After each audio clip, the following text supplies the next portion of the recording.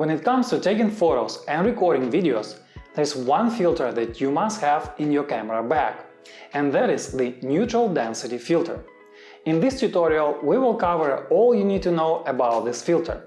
We also link the filter that we use in the description. Neutral density filters reduce the amount of light that hits your camera sensor. The filter comes in two types. The first type is the fixed one. This means that it can reduce the amount of light by a certain fixed stop number, for instance, by 2 or 3 stops. The second type is the variable neutral density filter. As the name implies, you can choose light reduction within a certain stop range.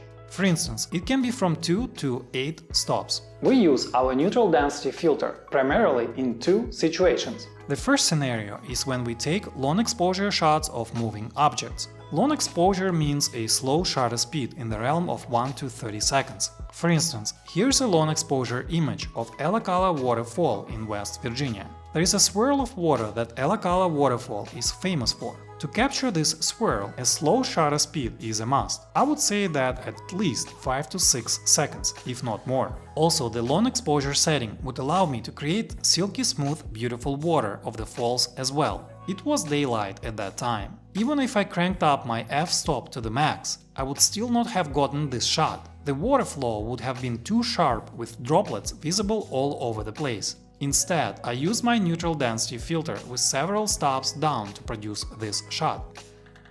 The second scenario where we use our neutral density filter is when we record videos at bright daylight. We produce and license stock videos for a living. We made recently a tutorial about how to start with stock videos linked above and in the description. Stock video market is growing faster compared to stock photo market, and this is where we are putting our effort into. Anyhow, we often find ourselves recording videos at bright daylight. In fact, it is so bright outside that the max f-stop setting still does not produce the correct exposure. As you may know, recording footage requires a fixed shutter speed. This shutter speed setting must be equal to the double of the frame rate per second. For instance, we record 24 frames per second footage. Thus, our shutter speed must be no more than 1/48th of a second. And yet, it is still easy to exceed the max aperture and have incorrect exposure at daylight. Again, the neutral density filter comes to the rescue and saves the day for videos. Also, if you are going for a shallow depth of field effect, you need to use fast aperture of at least 2.8. At bright daylight, this is only possible with a neutral density filter. Moreover, having the max f-stop setting is not always optimal. Paradoxically, the sharpness of a frame degrades with a high enough increase in aperture. Moreover, a high aperture setting can make the dust specks on your image visible. It's not a problem for a photo, as it takes a second to remove a dust spot, but it's a completely different matter for a video. It may take much more resources to remove even one dust spot. Lens filters come in different diameters for different lens sizes. For instance, most of our lenses have 77mm diameters. Thus, we bought a neutral density filter that is also 77mm. But what if you have a smaller lens? For example, we have this 35mm lens with a 67mm diameter. In this case, there is no need for a second filter. Instead, we use a step-up ring adapter. These adapters are inexpensive at a price of under $10, such as this one by Altura. Adapters allow you to attach a filter to a lens with a smaller diameter. I link the adapter we use in the description. If you're thinking of buying a neutral density filter, we recommend the variable filter. Why? Because you won't have to buy many neutral density filters for all light situations.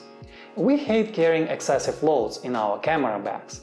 Thus, a variable neutral density filter can be perfect for a minimalist travel photographer. The variable neutral density filter we use is made by Tiffen. It allows us to have continuous control over the amount of light coming through the lens from 2 to 8 stops. Filters come with their own shortcomings. Not all, but some neutral density filters may give photos a slight color distortion.